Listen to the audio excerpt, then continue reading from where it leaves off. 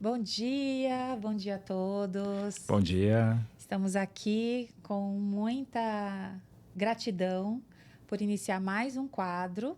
Esse quadro será de entrevistas, que nós chamamos de Conversa da Alma, e participa do nosso canal Espiritismo com Cristo. Então, lembrando sempre que nós estamos aqui para aprender e que nós estamos aqui para compartilhar o que sabemos, compartilhar o que acontece e está acontecendo no movimento espírita. Então, é um momento importante para a gente lembrar que é uma conversa de alma para alma, e que vocês poderão participar, assistir logo em breve. E nós estamos aqui diretamente do Estúdio Shift, que nos cede esta sala para a realização das gravações. E vamos hoje, nosso primeiro convidado do Conversas da Alma, estamos com João Marcos de Oliveira Marcolino, presidente da USE Intermunicipal de Carapicuíba, correto? Positivo. E a nossa primeira pergunta é assim, né, João? Então, primeiro que a gente gostaria de perguntar é quem é o João, para que as pessoas possam entender e nos conectar aqui nessa conversa. Sim. Ô, Carla, eu vou te dizer quem é o João daqui a pouquinho, porque por hábito, sempre que a gente começa uma atividade da doutrina, costumamos iniciar com uma prece. Certo. Podemos fazer uma oração? Claro, por favor. Eu posso fazer? Claro. Então tá bom. Eu quero nesse momento agradecer a espiritualidade que permitiu que aqui estivéssemos, agradecer a esses amigos tão queridos, a Carla, o Wagner, a toda a equipe desse trabalho de divulgação que está levando a doutrina para além das fronteiras, e pedir que os benfeitores estejam conosco para intuir, para iluminar e nos trazer a facilitação para divulgarmos um pouquinho mais esta doutrina dos espíritos. Que assim seja. Graças a Deus. Ótimo. Quem é o João Marcos? Quem é o João Marcos? Boa pergunta, hein? João Marcos é um ser que está encarnado há 51 anos nessa existência e que tem uma família, uma filha de 22 anos, um filho com 2 anos e meio, uma esposa, que profissionalmente sou administrador de empresas, e dentro da doutrina tem uma história já de atividades. Estou presidente da USE Intermunicipal Carapicuíba nessa gestão de 2024 a 2027, e um trabalhador em constante aprendizagem. Estou sempre aprendendo, viu? É isso que é bacana a gente começar com essa conversa, para mostrar que as pessoas que trabalham e que ajudam no movimento espírita são pessoas comuns. Sim. Né? Então, tem a sua vida profissional, tem a sua família, tem os seus afazeres, e que dentro desta rotina ainda abrem um espaço para trabalhar em prol da doutrina, do movimento espírita, de ajudar ao próximo, de colaborar de alguma forma, compartilhando o que sabem, trabalhando nas casas espíritas, nos acolhimentos, na organização. Então, isso que eu acho que é bacana mostrar para as pessoas, que é possível fazer um pouquinho, que todo mundo tem seus dons, suas habilidades, e que elas podem ser usadas a favor do próximo nesse sentido. Né? Perfeito. Mas então, aí você me falou que você agora está como presidente da USE, né? Sim. Mas primeiro, eu gostaria de perguntar assim para você, voltando ainda um pouquinho para o lado pessoal, como que você adentrou o movimento espírita? Quer dizer, como que o movimento espírita, ele participou inicialmente da sua vida, e você contar um pouquinho essa trajetória para nós, que eu sei que você tem muitas histórias aí para contar, todos nós temos, sim. Que seria bacana o público escutá-las. Não, perfeito. É assim, Carla, é válido lembrarmos que somos espíritos e em experiências terrenas, físicas. Então, desde que eu me conheço por gente, eu tenho algum contato com a espiritualidade. Não entendia muito bem, E a doutrina espírita veio me explicar o porquê das coisas e facilitar esse entendimento. Eu sou nascido de uma família em que meu pai, ele era da Congregação Cristã do Brasil, a minha mãe era católica e desde pequenino os meus avós faziam aquela pressão para ir na igreja, na escola dominical, tal. Então eu tinha já aquela rotina de conhecer os cultos evangélicos, tal. E a hora que eu me dei conta do que o pastor falava, que ele dizia que quem tinha um televisor em casa iria para o fogo do inferno, aquilo me causou uma comoção. Eu deveria ter uns 6, 7 anos. Falei, poxa vida, então a minha tia que tem uma televisão em casa vai pro fogo do inferno? Sim. Nossa, a minha mãe que usa calça comprida vai pro inferno? Aquilo acabou comigo. E aí entrei na escola, tal, aí tinha as aulas de religião, em que a professora também era evangélica e batia nessa questão. Quando tinha aula de religião, eu ficava doente. Já era um negócio meio que psicossomático, que eu não queria ouvir aquelas coisas de inferno, de proibição. Punição, de punição, né? Um Deus punitivo, um Deus maldoso, malvado. Perfeito. Isso acabava comigo na infância. O tempo foi passando. O meu pai faleceu, eu tinha 11 anos. Acredito que tudo tem uma ordem natural nas coisas, teve pontos positivos, porque me fez despertar um pouco mais rápido, né? refletir. E a minha mãe também. Eu ingressei no mercado de trabalho muito cedo, isso me trouxe um amadurecimento muito rápido. A minha vida foi tudo muito assim, acelerada. E eu, com 12 para 13 anos, comecei a buscar respostas na Igreja Católica. Aí eu perguntava para o padre, por que nasce uma criança cega e outra que enxerga? Por que nasce uma criança que anda e outra na cadeira de rodas? Por quê? Começava por quê? Ele um dia virou para mim e falou, não, são desígnios de Deus, e para de perguntar essas coisas. Porque Deus quis, né? Porque Deus mandou. É assim, pronto, acabou. Eu falei, então tá bom. A minha mãe também, na ânsia de buscar os motivos do meu pai ter desencarnado tão precocemente, começou a frequentar Umbanda, começou a frequentar centros espiritualistas, começou, enfim, buscar respostas em vários lugares e também não achava. E isso que, assim, só fazendo um pequeno intervalo aí, eu acho que essa busca que ela é o fundamental no ser humano. Então, Correto. Todo ser humano tem dentro dele essa busca, né? A busca para as respostas, para as perguntas essenciais, o que eu estou fazendo aqui, por que eu estou passando por isso. E esse seu relato mostra essa sua busca desde criança e que muitas pessoas passam. Correto. Só que alguns permanecem no conforto, na conformidade com aquilo que lhe é atribuído. E outras não, falam, não, mas eu não aceito no sentido de que eu quero entender.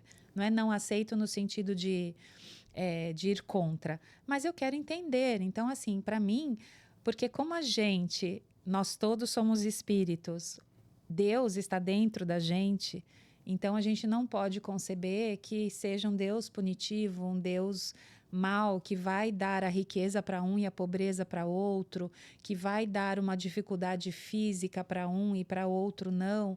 Então, ou que se você vai usar calça jeans, calça comprida, você vai queimar no fogo do inferno. Então, eu acho até que o Espiritismo, todos esses esclarecimentos, nos convocam a essa reflexão. Com certeza. Né? Que uma das coisas que prega que a fé raciocinada é aquilo, não, mas eu tenho que pensar sobre isso que está sendo me dito, se isso faz sentido. E aqui eu deixo claro que não é uma apologia a nenhuma outra crença. O importante, eu acho, né, que para cada um, é você se sentir bem, que aquela tua crença religiosa te faça, acima de tudo, uma pessoa melhor. Então, eu acho que é importante, e você está trazendo essa reflexão, revendo a sua história, né? Então, Sim. Eu acho bacana isso. Eu também vim de tradição católica, familiar, e que chegou uma hora que não me abastecia mais a alma o que eu Perfeito. via na igreja. Também fiz primeira comunhão, casei, fiz crisma, todos aqueles protocolos. Chegou num certo momento que falou, não me basta, eu preciso de mais. Então, só queria fazer esse pequeno intervalo, mas desculpa, pode Perfeito o seu continuar. relato, porque eu acredito que tudo está onde precisa estar. Tudo é como nós precisamos passar, mesmo as dificuldades, problemas, são oportunidades que temos para o nosso crescimento e aprimoramento espiritual. Uhum. E seguindo nessa linha do tempo, quando eu tinha 16 para 17 anos, a minha mãe conheceu o NEOV, Núcleo Espírita Obreiros da Vida Eterna. É um centro que foi fundado em 1974. Nossa. Inclusive, no sábado passado, ele fez aniversário de 50 Olha, anos. que Foi uma maravilha. festa maravilhosa.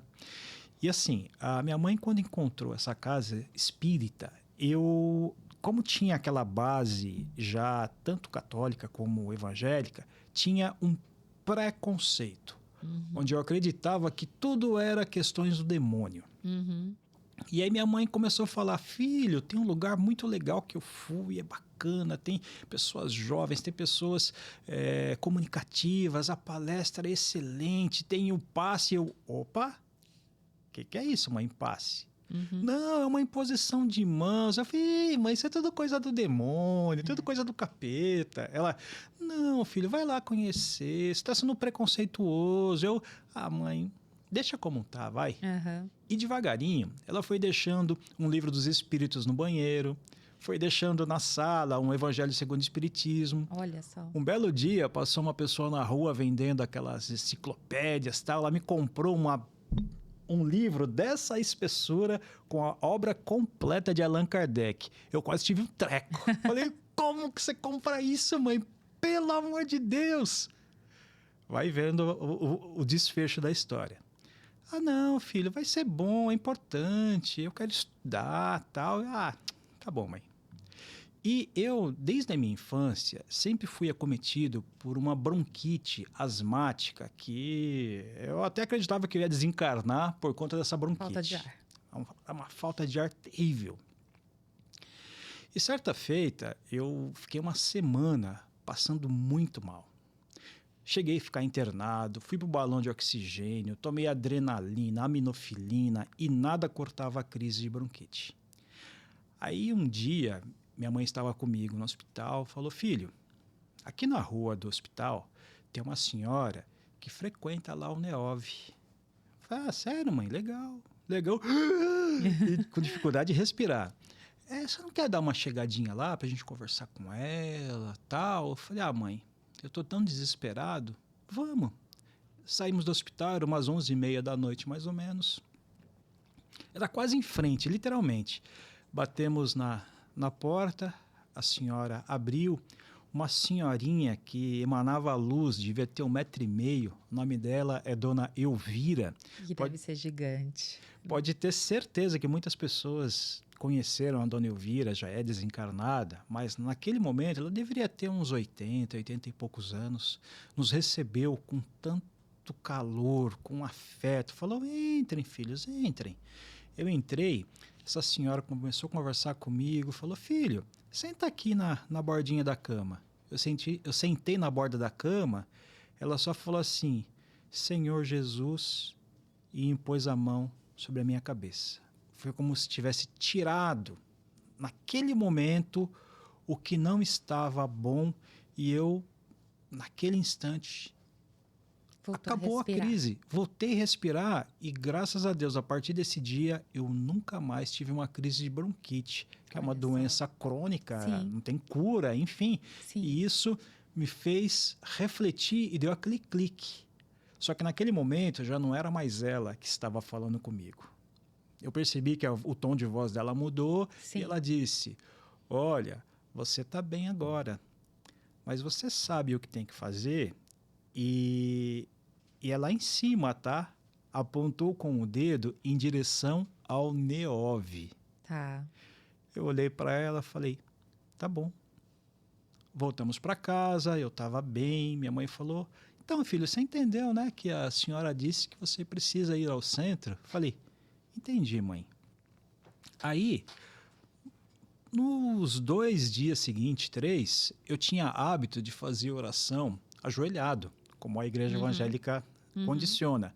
Aí eu estava ajoelhado no quarto e pedi, Senhor, me mostra um caminho, se de fato esse local que a senhora falou é algo de Deus, me dê um sinal. A janela... Eu falei... Esse é o sinal? De novo, me deu um sinal. A janela... Eu falei, chega, não quero mais sinal. Quer que eu desenhe, né? Quer que eu desenhe? O famoso quer que eu desenhe. E eu falei, poxa vida, vamos lá ver esse tal desse lugar. Quando eu cheguei lá com a minha mãe, era um jovem que estava fazendo a palestra, o nome dele é Eugênio, uma pessoa sensacional. Estava falando sobre Jesus. Eu, num primeiro momento, comecei a olhar para os lados para ver se não tinha tabaco, se não tinha nada diferente, se não tinha velas, tal. Aquele preconceito que as pessoas geralmente têm sobre o que é o espiritismo. Não vi nada. Simplesmente um salão, uma pessoa ali no púlpito com o microfone fazendo a palestra. Eu falei, é esse o lugar que eu quero. E a partir daquele dia, eu nunca mais saí da doutrina espírita. Naquele primeiro momento, eu fiquei maravilhado com as informações que ele estava falando. Voltei no outro dia, me matriculei no curso, era o COEM, Curso de Orientação do Espiritismo, lá da Federação Espírita do Paraná.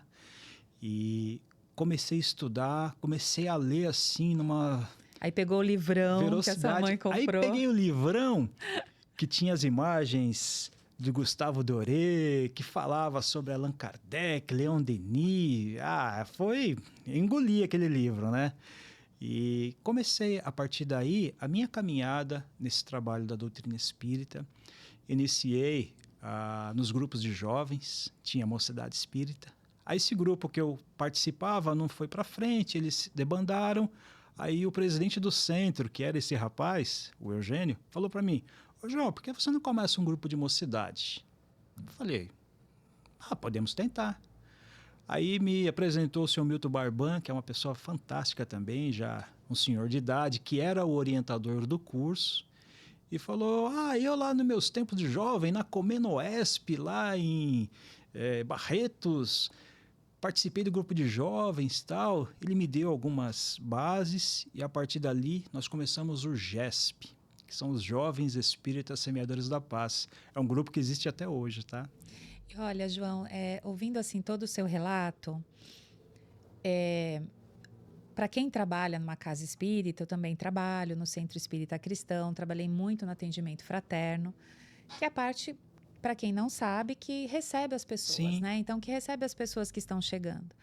E todas as pessoas que costumam chegar estão com alguma dificuldade, passando por algum momento muito difícil, né? Correto. E que vão procurar o auxílio numa casa espírita, ou auxílio espiritual, ou auxílio de uma cura física, ou uma orientação, né? E há um padrão nisso, né? Porque as pessoas, elas chegam realmente muito desconfiadas. Então, quando você diz, né, que você chegou, estava tendo uma palestra sobre Cristo, eu acho que isso que é importante a gente sempre ressaltar, a gente sempre reforçar em nossas conversas, que o Espiritismo, ele se baseia nos ensinamentos de Cristo. Ele não faz um percurso dissociado.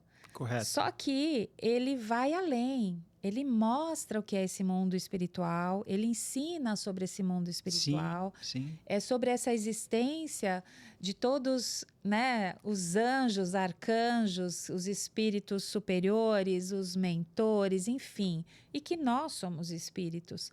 Então, ele começa a nos ensinar sobre tudo isso e a gente começa a entender os nossos processos de cura, né? Então, quando Cristo falava, a tua fé te salvou, a tua fé te curou, quer dizer que todo esse movimento ele tem que vir de dentro. Então, você precisou passar por uma crise de uma doença, Sim. passar por aquela dificuldade para aí as portas se abrirem através da sua mãe, que insistentemente foi te trazendo sinais que aquele era o caminho e que hoje você né, desenvolveu aí toda essa sua trajetória na área espiritual, vamos assim Correto. falar, né? E o que eu acho bonito dessas conversas da alma é a gente entender, porque muitas vezes nós ficamos conversando conosco para entender esses nossos fluxos, o que está acontecendo aqui nas nossas vidas, o porquê de determinado episódio, os sinais, me mandam um sinal. Então, que Deus, a espiritualidade, ela sempre nos manda sinais, ela Correto. sempre nos convoca a refletir sobre o que está acontecendo. Então, novamente, isso só acontece para quem é espírita? Não. Não. Isso acontece com todos, né? E lembrar até que numa casa espírita há muitos católicos, muito evangélicos, umbandistas, que é uma casa aberta a todos, porque lá o que acontece dentro de uma casa, eu acho que é importante para quem está começando a nos acompanhar, ela é aberta a todo o público, porque a gente não tem preconceito com nenhuma religião. Nenhum tipo de discriminação. Nenhum tipo de discriminação. Nós seguimos os ensinamentos de Cristo. E o ensinamento de Cristo é amar a todos. Perfeito. Então, a gente tem que amar a todos, independente do seu credo religioso, da sua condição social, da sua condição econômica. É amar a todos. Assim como Cristo, naquela época, tanto amou os fariseus, hebreus, os que frequentavam a sinagoga. Quer dizer, para ele não havia distinção. E é muito relevante isso que você coloca, Carla, porque o Cristo, ele não tinha nenhum tipo de distinção. Ele estava entre os publicanos que cobravam impostos. Mateus era um publicano. Ele estava entre Maria de Magdala. Ele estava entre pessoas de má vida. Até vou fazer uma propaganda aqui para a Netflix. Aquela série The Chosen, fantástica. Você vê um Cristo humanizado, que é como eu enxergo Jesus e como ele deixou ensinamentos. Porque aí, fazendo um paralelo com o Espiritismo, Kardec questiona quem foi o maior espírito que esteve entre nós. E a espiritualidade responde: Jesus Cristo. Então, o Cristo é a nossa referência, referência e modelo. Quem é o nosso modelo de conduta? O Cristo. Então, isso cabe para quem está participando, assistindo hoje dessa nossa conversa, essa conversa da alma, esse bate-papo, porque é muito interessante. Eu me empolgo quando eu falo do Cristo, porque ele trouxe uma mensagem que, se nós pararmos para refletir um pouquinho que seja, já traz uma enormidade de conhecimentos. Eu tinha um amigo que conheci no Neov, o senhor Iano, que era um japonesinho fantástico. Ele até escreveu um livro que o título era Em Meu Lugar, o que faria Jesus? Olha que bacana. E é uma pergunta que, se nós fizermos em qualquer circunstância da vida, vamos ter uma resposta positiva. Sim. Porque o Cristo, ele somente é bondade, é vida, é ensinamento. E como foi, agora aproveitando essa sua fala, como foi desconstruir aquela imagem que você tinha de um Deus punitivo, né?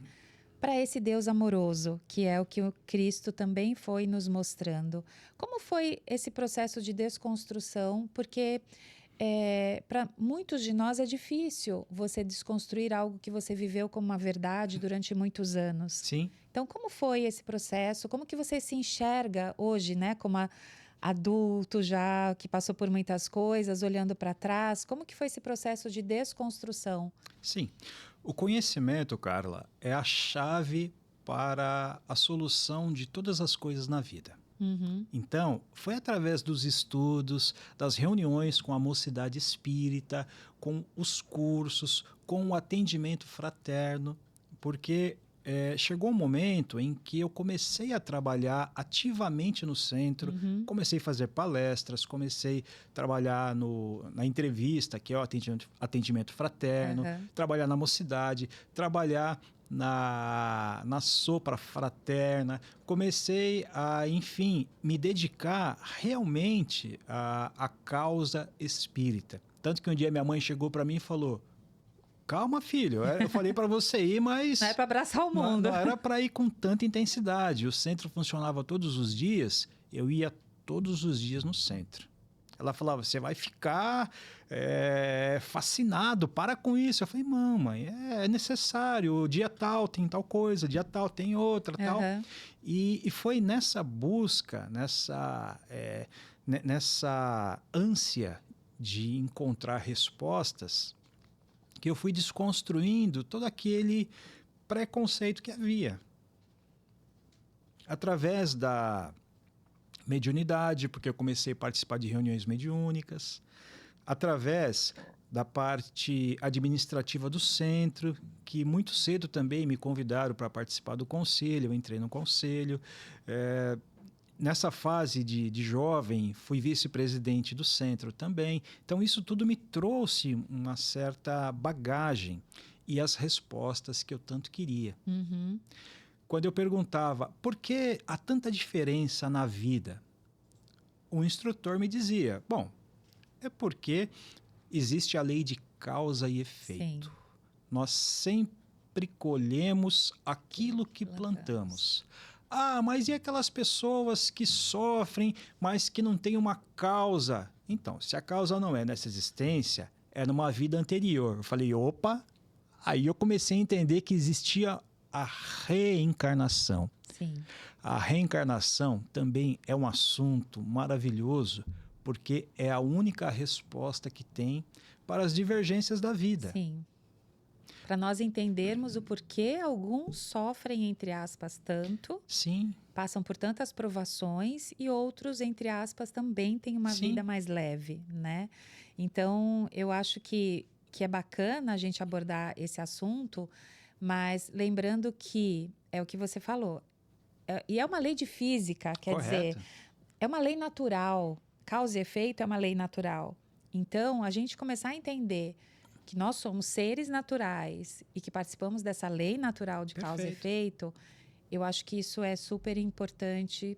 A gente começa a entender as grandes dificuldades do mundo. Uhum. A gente só não pode, eu penso, né, é também ficar no conformismo por causa disso. Correto. Né? Por quê? Porque senão a gente vai estar causando futuros efeitos. Sim. Então, se eu quero cuidar bem, eu tenho que cuidar bem do meu presente para que o efeito sobre a minha ação hoje seja positivo no amanhã, né? Então, não ficar só se remetendo ao passado, não. Correto. E a gente tentar evoluir aí na medida do possível. Mas aí agora, assim, a gente continuando aqui um pouquinho mais, que são muitas histórias. É muita informação, né? É muita informação. Eu gostaria que a gente começasse a focar a nossa conversa um pouquinho mais relacionado ao USE, que você comentasse pouquinho sobre a organização das casas espíritas em geral. Então, assim, a maioria do nosso país é de origem católica e que sabem, né, que tem lá as igrejas, isso, aí, né, tem tudo até chegar, entre aspas, no Papa. Então, nós não temos um Papa no movimento espírita, mas nós temos uma organização. Correto. Então, o que seria essa USE, que esta organização que tem o Campo Intermunicipal de Carapicuíba, que você comentasse um pouquinho sobre esse organograma geral de como são as casas espíritas. Quer dizer, não é aleatório, não é só chegar e abrir uma portinha. Tem toda também uma regulamentação e um fundamento para que ela exista. Sim, é importante falarmos disso. Sim. E eu quero que um dia, se possível, você me chame para a gente conversar de reencarnação, tá? Vamos! Porque, olha, me empolga demais esse assunto. Com certeza, teremos muitas conversas aqui. É isso aí. Bom, então vamos lá. União das Sociedades Espíritas, a USE. Como eu cheguei na USE? Ainda no período lá entre construindo uma linha do tempo, 2003, 2004, eu estava na Mocidade Espírita e dentro do movimento, vou abrir um parênteses, tá? A doutrina espírita, ela não tem uma hierarquia como é construída pelas outras religiões, ministérios, batistérios, enfim, ela não tem essa hierarquia. Não sei se a gente vai mais à frente falar um pouquinho sobre o que é o espiritismo e quem é Allan Kardec, Hippolyte Nizar Rivai, mas a doutrina espírita, ela não tem esse formato, tá? E dentro disso havia várias agremiações, se assim podemos dizer. Eu estava na Mocidade, o nosso grupo era composto entre 50, 60, 70, chegamos a ter 100 jovens que participavam do GESP, Jovens Espíritas Semeadores da Paz, e os outros centros espíritas da região também tinham mocidades. E eu sempre fui associativo. Eu conversava com um, com o outro, tal, e nesse período já existia a USE. A USE iniciou em São Paulo em 1947. Tá? Depois a gente fala um pouquinho mais da USE. Sim, Eu só estou construindo a base para vocês entenderem Sim. como que eu cheguei na USE. E aí, existia os jovens da Aliança Espírita, que é uma entidade que tinha alguns centros na cidade de Osasco. Existiam os jovens que eram da FESP, Federação Espírita do Estado de São Paulo, outros que eram da USE e outros que não eram de nenhum tipo de agremiação. O que nós fizemos? Criamos um encontro para todas essas tribos, que chama-se Comespro, Confraternização das Mocidades Espíritas da região Oeste. Tá. Então, uma vez por ano, nós pegávamos uma escola ali no centro de Osasco, o Liberate, e juntávamos 250, 300 jovens e fazíamos um encontro que começava na sexta-feira à noite e terminava no domingo. Tipo encontro de jovens. É um encontro de jovens. Sim. E aí, a partir disso, eu fui tomando conhecimento dessas estruturas. Aí um centro não podia porque não permitiam que eles iam se encontrar com outros tipos, tal. E eu fui tomando contato com isso. Aí eu descobri que em Osasco tinha a USE Osasco e que, em teoria, eles eram intermunicipais, Carapicuíba poderia se agregar. Aí eu comecei a participar, tal. Aí o centro que eu era, o NEOV, se associou à USE e a gente começou a conhecer um pouco mais. Aí eu fui nas reuniões lá em Santana, São Paulo, que é a sede que existe até hoje na Rua Gabriel Pisa, tá? E ali eu comecei a entender a mecânica da USE. A USE é uma entidade que ela representa o espiritismo perante o CFN, que é o Conselho Federativo Nacional, e a FEB. A FEB é a Federação Espírita Brasileira, que é o órgão máximo hoje, a qual todos os centros estão, digamos que, ligados, e que é o nosso basilador. Não vou dizer gestor, é como se fosse um gestor, né? Assim, como nós falamos, nós não temos um papa, nós não temos uma pessoa que ficaria como a gestora ou a referência principal. Sim, correto. Mas ele é o que unifica, estabelece algumas bases, alguns parâmetros, alguns protocolos, algumas tendências. Isso. A Federação Espírita Brasileira, ela iniciou lá em meados de 1875, salvo engano. O Bezerra de Menezes, que é uma figura fantástica, foi um dos iniciadores da FEB. Tá?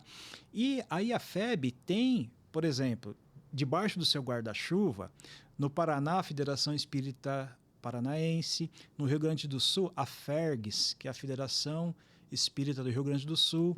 No Rio de Janeiro, existia a Federação Espírita do Rio de Janeiro e existia a USE. Eles fizeram uma fusão e criaram o CERJ.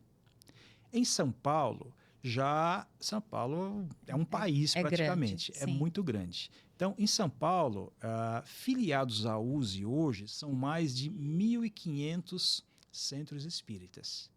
E, dado o momento, lá atrás, em 1947, houve um congresso em que algumas entidades, como a Aliança Espírita, a Sinagoga Espírita do Estado de São Paulo, a FESP, que é a Federação Espírita do Estado de São Paulo, criaram a USE. Então, a USE representa todos esses órgãos, tá?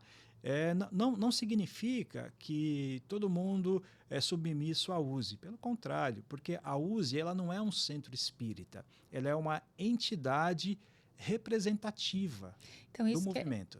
Isso que é bacana deixar claro, que É opcional para a casa espírita, Sim. então ela não é mandatória, né? Então, Correto. a casa espírita, se ela sentir a necessidade ou, enfim, sempre há o convite, as portas sempre estão abertas, Perfeito. mas que ela vem no intuito desse fortalecimento dessa união, Correto. né? Então, eu acho que isso que é bacana a gente entender que o movimento serve para isso.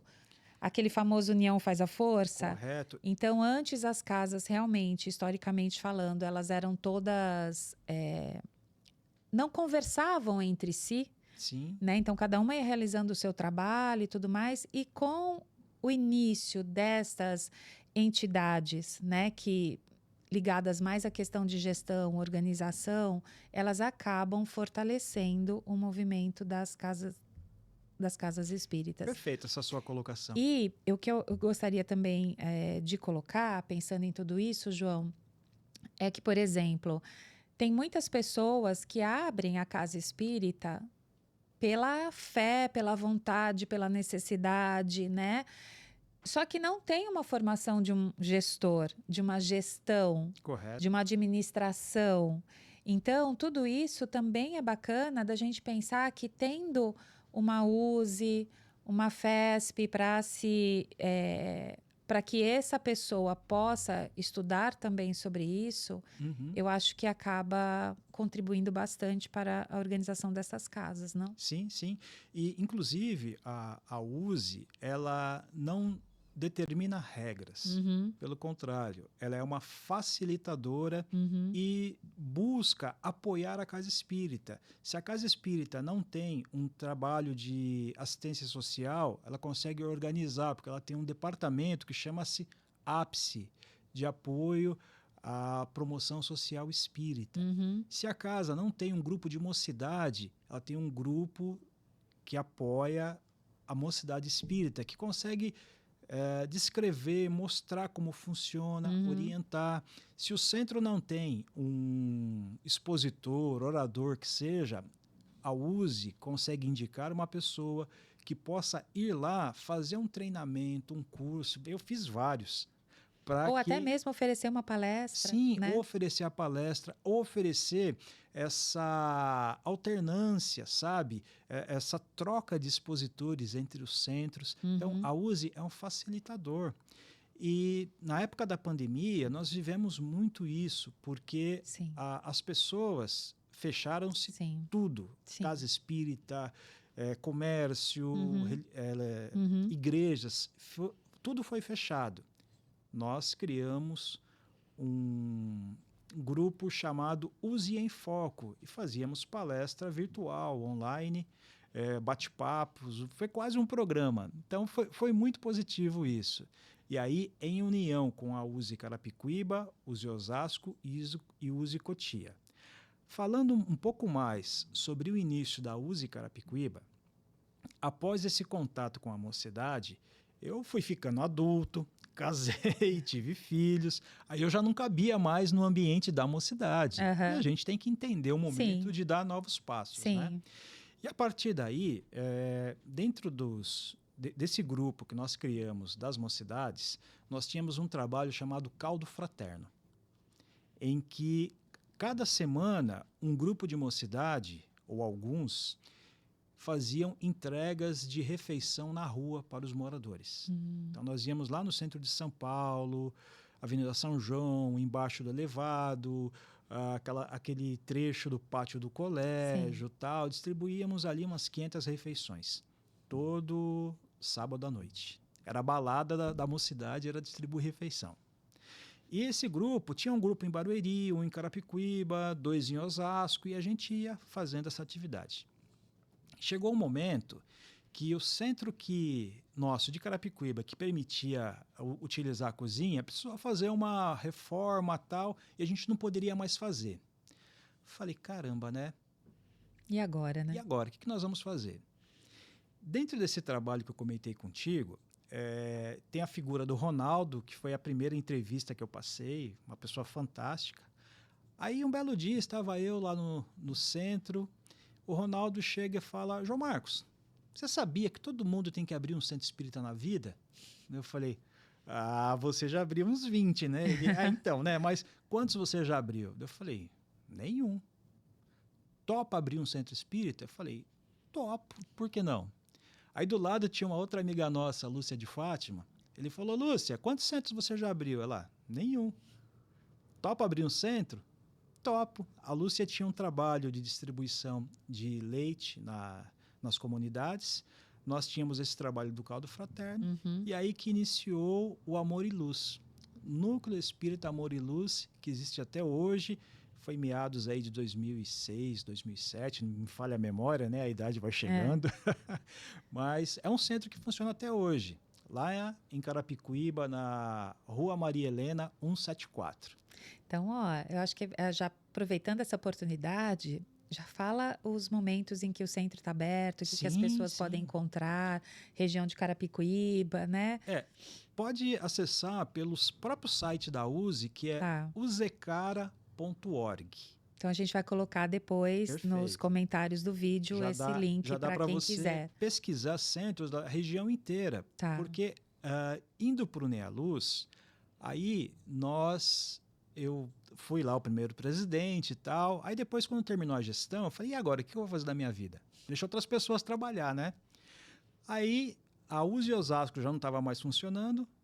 Conversamos com a USE São Paulo e iniciamos a USE Intermunicipal Carapicuíba. Olha que bacana. Chegamos na sua pergunta. Sim.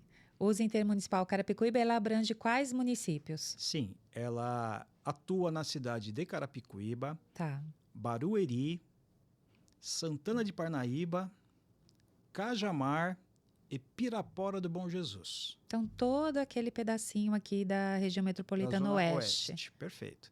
Então, nós estamos aqui na Zona Oeste e, a partir daí, o trabalho foi crescendo, porque dentro da USE tem uma estrutura. Nós temos um CNPJ, como uma casa espírita. Sim, isso é importante falar. Toda casa espírita tem um CNPJ. Todo centro, ele legalmente é constituído. Sim. E a entidade, a USE, ela não precisa necessariamente ser constituída juridicamente. Porém, no nosso caso, como nós tínhamos 1 milhão de ideias e fazemos Feira do Livro Espírita, nós criamos o CNPJ e o trabalho começou. A partir daí foi fluindo, foi. Nós conseguimos na Câmara Municipal tramitar uma lei que criou a Feira do Livro Espírita nos meses de novembro e dezembro, que a gente faz no Calçadão de Carapicuíba, e a Semana Allan Kardec, Semana Chico Xavier. Que bacana. Em Osasco também tem a Feira do Livro Espírita, que acontece em abril, e nós ajudamos, apoiamos. Em julho, inclusive, começa, sábado que vem, lá no Boulevard de Barueri, a Feira do Livro Espírita também vai estar funcionando das 8 da manhã até às 17 horas. Bacana. Então, é um trabalho contínuo esse da feira, porque é uma oportunidade de não levar somente um livro, mas de fazer um acolhimento. São inúmeras histórias de pessoas que chegam ali a ponto de se suicidar, pessoas que querem cometer aborto, pessoas que estão desiludidas e que tem aquele primeiro contato. Já aconteceu a situação da pessoa morar na rua do Centro Espírita, não sabia que tinha o centro, e na feira ela encontrou algumas respostas, foi até a casa e trabalha hoje. Sim. Eu acho que é bacana saber que tem todo esse convite o tempo todo. Sim. Né? Então, tem esse convite para você frequentar uma casa, para você ir a uma feira, para você ir a um evento. E lá, quem sabe, você se inspirar e falar, aqui é o meu lugar. Aqui eu estou achando respostas para as minhas dificuldades, as minhas questões internas, o que a vida tem me mostrado. Enfim, eu acho que o mais bonito disso tudo, do movimento espírita, é você entender que as portas estão sempre abertas e que sempre vai ter uma casinha, né? Agora, assim, lembrando de uma coisa que você, retomando uma fala que você... Logo você contando sobre o início aí da sua caminhada, que você falou que você... a hora que você viu todo aquele universo que precisava ser conhecido... Você quis mergulhar cada vez mais e mais, e estudar. Então, eu acho que esse também é um convite, né? O quanto a gente está disposto a realmente estudar, aprender, melhorar, refletir, e que todo movimento espírita, ele traz sempre isso. Por isso que até é movimento, né? Sim. É movimento espírita, quer dizer, sempre em constante. não existe dogmas, não é estagnado, ele está sempre em construção, o conhecimento sempre vai evoluindo, e não só o conhecimento intelectual, mas também o moral. Perfeito. Então, o quanto nós vamos aprimorando, né? Todo mundo sabe onde o calcanhar aperta, né? Onde a pedra do sapato ela pega. Então, todo mundo internamente, no fundo da nossa alma, sabe disso. Mas o quanto estamos dispostos, é essa palavra que você usou. Eu estava disposto a aprender, disposto a conhecer. Então, eu acho que uma pergunta e uma reflexão que a gente traz nessa conversa, né, que eu gostaria também de trazer para todos que estão assistindo, o quanto você está disposto, né? Perfeito. Disposto. Eu posso assegurar, Carla, que Eu vou pegar uma água. conhecer a doutrina espírita foi uma das melhores coisas que aconteceram na minha vida. Mudou o meu jeito de ser, melhorou. Eu me considero uma nova pessoa a partir do momento que eu tive o primeiro contato com o espiritismo. Não é aqui querer fazer uma apologia, dizer que quem não é espírita vai ser condenado. Não, pelo contrário, gente. Isso tudo, dentro de toda essa expertise, dentro dessas vivências que nós tivemos, eu cheguei a participar de debate com pastores, com padres. Dentro desse movimento, eu cheguei a fazer alianças com a Igreja Católica, com a Igreja Evangélica, contra o aborto, em favor da vida. Então, foi muito produtivo, e a doutrina vem nos ensinar que ela é uma doutrina libertadora. Então, se a pessoa ela tem um problema, ela pode ir no centro espírita, ela não precisa se desligar da religião dela. Sim. Ela pode continuar indo na missa, ela pode continuar indo ao culto, Sim. mas na casa espírita ela será acolhida. Uhum. Se ela precisa de uma cesta básica, ela vai conseguir. Sim. Se ela precisa de uma orientação, ela vai ter essa orientação, um tratamento. Então, esse é o diferencial da doutrina. Uhum. Nós não estamos aqui para fazer adeptos, mas sim para promover a melhora íntima no ser. Sim. Essa é a missão da doutrina espírita. E quando você trabalha com esse objetivo de promover a melhora íntima do ser, se o bem-estar da pessoa ela resolver aquela questão obsessiva, legal, na casa espírita ela consegue resolver essa questão de um espírito que de alguma forma a perturba, porque é complicado, mas existe. A gente não tem como nós não acreditarmos na existência de espíritos. Sim. Aí eu vou fazer uma pergunta para você agora. Quem são os espíritos? Somos nós, somos todos nós. São alguns encarnados, né? Presos, entre aspas, dentro de um corpo físico, e outros desencarnados que estão aí na erraticidade. Isso. Os espíritos são pessoas como a gente. Sim. E aí você pega, por exemplo, uma pessoa que era um ente querido seu, o seu avô, ele morre. Para onde ele vai? Alguns ficam perdidos, Sim. ficam presos dentro de casa, ficam tentando entender o que aconteceu, acompanhar o processo ao qual ele vivia, se aproximar das pessoas, e aí esse irmão sofre. Sim. E automaticamente, se ele sofre, a pessoa que está ali próximo a ele, que ele tem afinidades, vai sofrer também. Sim. E é essa pessoa, quando procura uma casa espírita, que lá no atendimento fraterno, ela fala, olha, eu tenho sonhado muito com meu avô, eu tenho sentido a presença dele constante, mas ele morreu. Uhum. E se ele morreu, ele quer falar, e aí ele precisa ser ajudado. E onde ele vai ser ajudado? Essa pessoa pode ser ajudada numa reunião mediúnica, que é fechada a público, porém, a pessoa foi lá, deixou o nomezinho. Esse irmão, quando for à reunião mediúnica, ele vai ser amparado, vai ser acolhido e vai ser direcionado para que a espiritualidade possa dar seguimento na caminhada dele, e ele será auxiliado. Aí, O neto que foi lá buscar ajuda sente aquele alívio, fala: nossa, eu estou tão bem agora. Tudo melhorou. Minha vida né? está diferente. E ele pode seguir o caminho dele, Sim. que ele fazia, tal. Então, a doutrina espírita, ela está para auxiliar Sim. as pessoas que a buscam. Uhum. E não é fazer proselitismo, não é querer fazer adeptos, não, pelo contrário. A proposta é promover a melhora íntima do ser. E há uma grande confusão, a gente já está quase caminhando aí, infelizmente, para o final da nossa conversa, mas há uma confusão e uma pergunta que pessoas leigas, principalmente, fazem, né? Ah, mas essa casa é kardecista? É o espiritismo kardecista? Então, como nós falamos pouco de Allan Kardec nessa primeira conversa, eu gostaria, João, que você explicasse um pouquinho, Sim. resumidamente, quem foi Allan Kardec e esse termo errôneo, falando kardecismo, a casa espírita é kardecista, não é kardecista, o que isso significa, né? Para que a gente, para que quem está nos assistindo consiga entender também, já que nós falamos de todas essas casas espíritas, as organizações, como que elas se organizam, essa diferença. Tudo né? bem, vamos lá.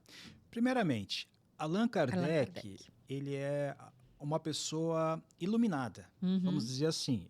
Não é que ele seja o líder ou seja o chefe, não, pelo contrário. O Allan Kardec é um pedagogo que, em meados de 1857, deu início à doutrina dos espíritos. Ele não acreditava em nada e surgiu um movimento na França chamado mesas girantes. E dessas mesas girantes, que era uma atração lá nos salões de Bordeaux, lá, ele começou a frequentar aquelas reuniões porque ele era uma pessoa crítica, ele era cético. Ele pensava, bom, peraí, uma mesa que gira e que dá resposta às perguntas, uma mesa, assim, né? Uma mesa não tem um sistema de inteligência, não tem uma inteligência e não tem membros, não tem, enfim, como ela dar respostas. E foi nesse questionamento que Allan Kardec iniciou a sua pesquisa e começou a encontrar respostas. Então, em 1857, ele deu início ao Livro dos Espíritos, que é uma obra primorosa.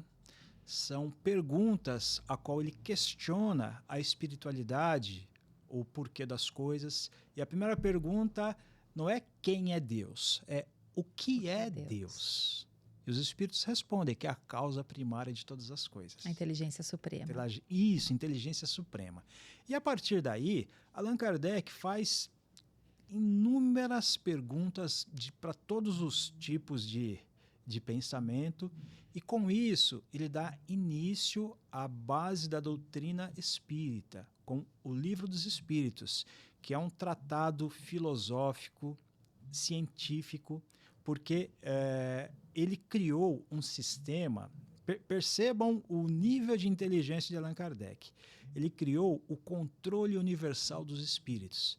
Ele estava na França, ele questionava uma pergunta ali para as médios daquele momento, tinha a irmã Dufour, tinha as irmãs Baudin, então ele tinha ali o contato com elas, fazia as perguntas, os espíritos davam resposta através delas, seja por psicografia ou psicofonia ou psicografia, e essa mesma pergunta ele formulava para um centro espírita na Alemanha. E essa mesma questão ele fazia nos Estados Unidos, fazia na Espanha, enfim, na Europa inteira. E ele condensava todas essas respostas e chegava a um denominador. Imagine isso com 1047 perguntas. Ele foi construindo o Livro dos Espíritos, que nós dizemos que é a base filosófica da doutrina, e a partir daí ele foi ampliando esse leque, foi criou a Revista Espírita, que também é fantástica, quem tiver a oportunidade de ler, assim, é muito atual, com todos os porque casos os temas que são existiram. eternos, né? Sim. Eles são invariáveis, quer dizer, Perfeito. isso foi escrito em 1800 e pouco, Uhum. e que é válido até hoje, mesmo com toda a mudança da sociedade, com Sim. todo o avanço tecnológico, cidades, enfim, tudo que o mundo viveu de transformação, as questões são atemporais. Com certeza. As respostas são atemporais. E eu acho que vale nós reforçarmos que Allan Kardec, ele não psicografava, né? Ele tinha essa equipe de médiums Perfeito. que ou ajudavam ou assessoravam nesse grande trabalho. Então, quando a gente fala que ele é o decodificador, quer dizer que ele foi elaborando essas perguntas e transformando num sistema que se comprovasse. Quer dizer, como que lá nos Estados Unidos a pessoa responde a mesma coisa, exatamente a mesma resposta de quem eu fiz para a Alemanha, quer dizer, essas pessoas não se conversavam. Sim. E lembrando, né, que nem luz elétrica tinha nessa época, era tudo a pena e carta. Imagine se hoje Allan Kardec estivesse. Então, naquele período, era como você mesma colocou. Era tudo, não tinha energia, não tinha nada, pessoal. E ele conseguiu, com o Livro dos Espíritos, dar o ponto de partida.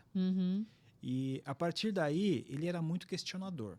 Aí ele foi para o Evangelho segundo o Espiritismo, que eram respostas a questões que a Bíblia não tinham ou que ficaram dúbias. Então, através do Evangelho segundo o Espiritismo, nós temos uma proximidade maior com Jesus.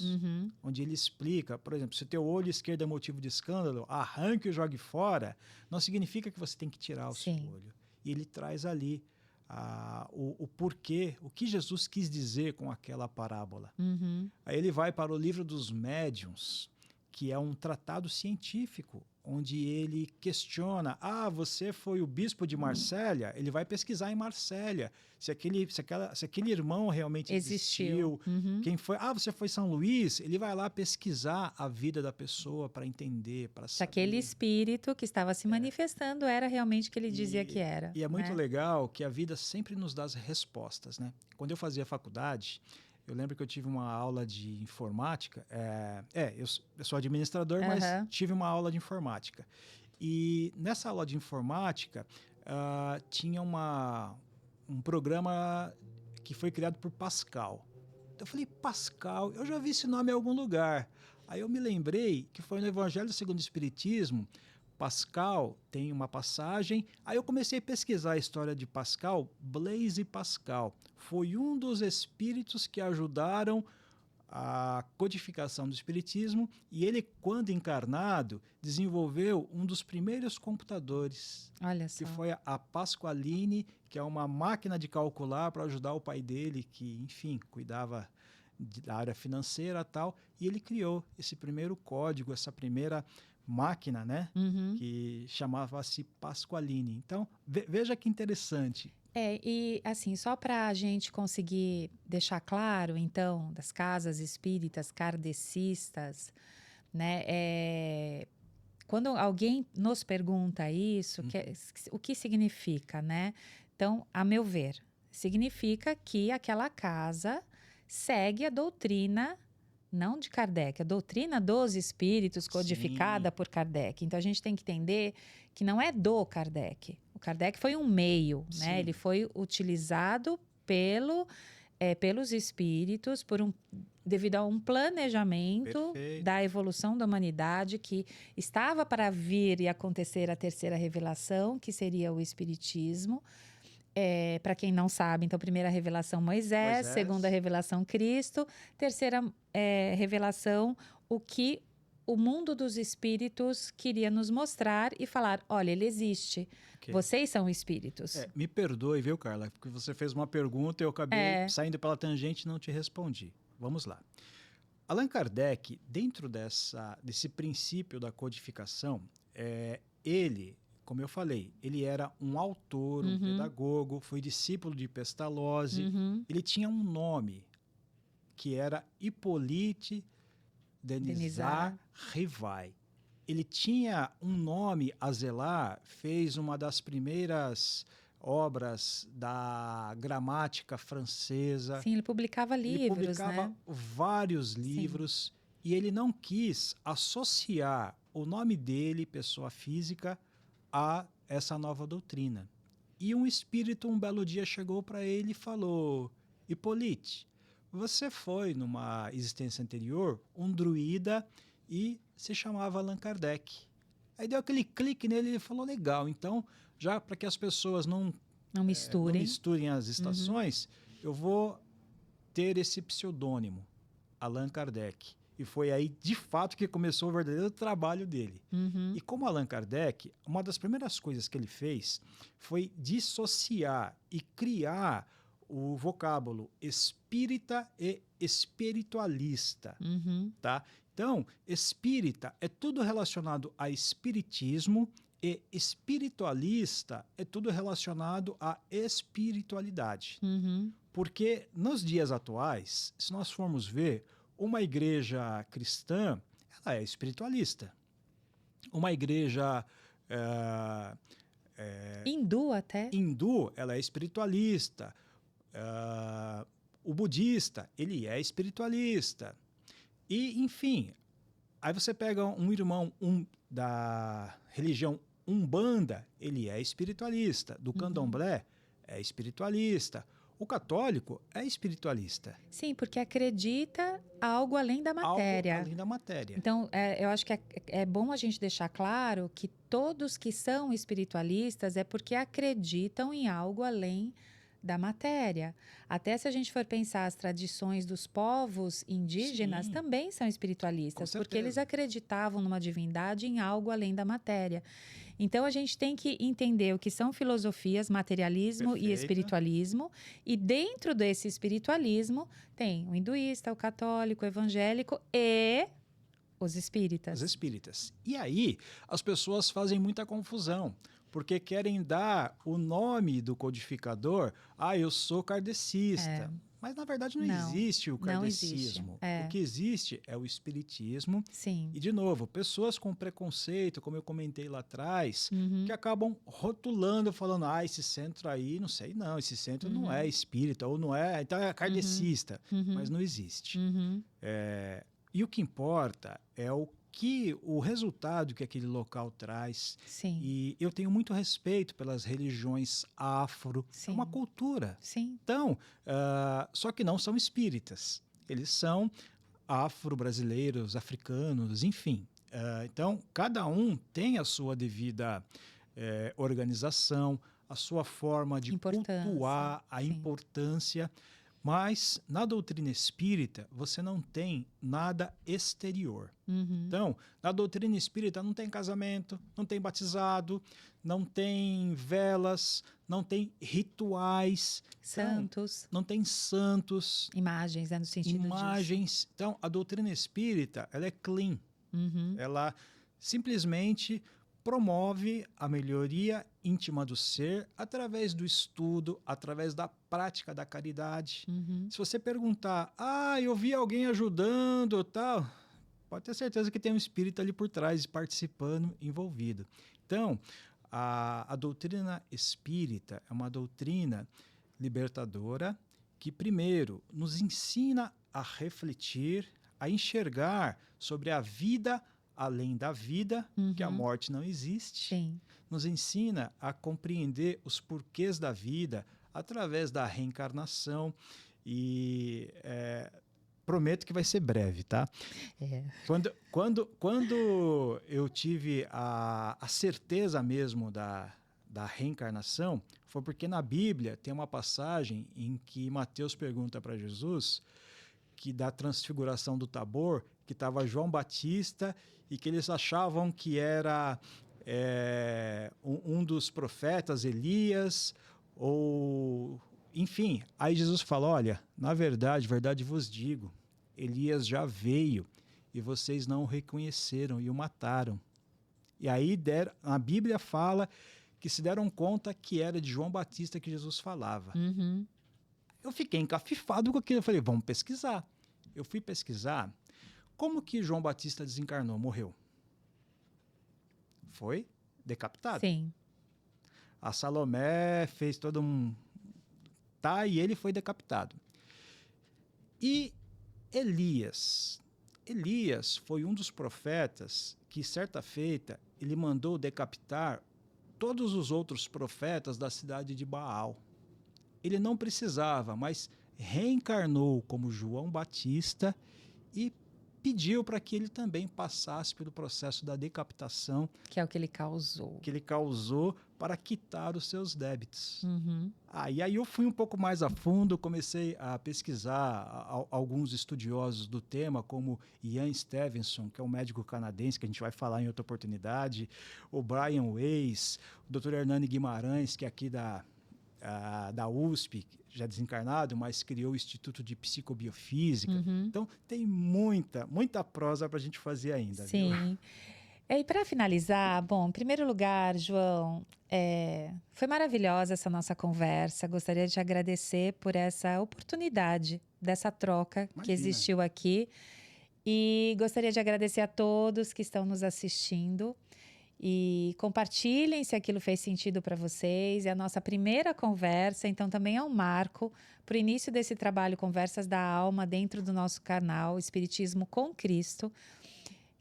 E quem está organizando tudo isso e começou esse trabalho foi no Centro Espírita, o Centro Espírita Cristão, que nós, trabalhadores, junto ao Estúdio Shift, patrocinado aqui pelo nosso amigo Wagner, que está propiciando toda essa oportunidade, então, da nossa fala, ela poder atingir a todos os lugares. Então, é um avanço. Tudo está saindo fora das paredes, né? Das paredes de uma casa espírita. Então, até um lado bom da pandemia que eu vejo é que propiciou isso em várias áreas. Então, eu não preciso estar presente fisicamente naquela casa, naquele local. Hoje, com o advento da tecnologia, o desenvolvimento da tecnologia nos permite estar fazendo tudo isso. Mas eu queria que você falasse, para encerrar, sobre esse segundo encontro que haverá, um grande evento, esse segundo encontro cultural espírita. Wagner, não sei se você consegue aí colocar, para você poder fazer essa propaganda, essa divulgação e esse convite para que as pessoas que se interessaram, gostaram dessa conversa, possam participar.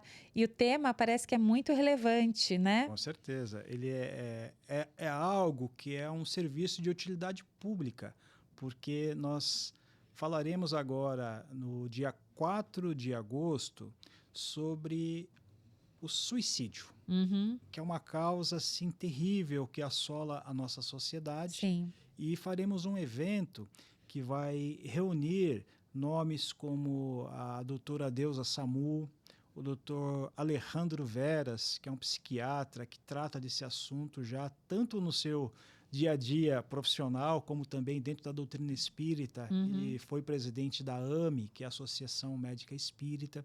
Teremos o Ricardo Guerin, também de Cotia, que fala muito bem sobre esse tema e outros.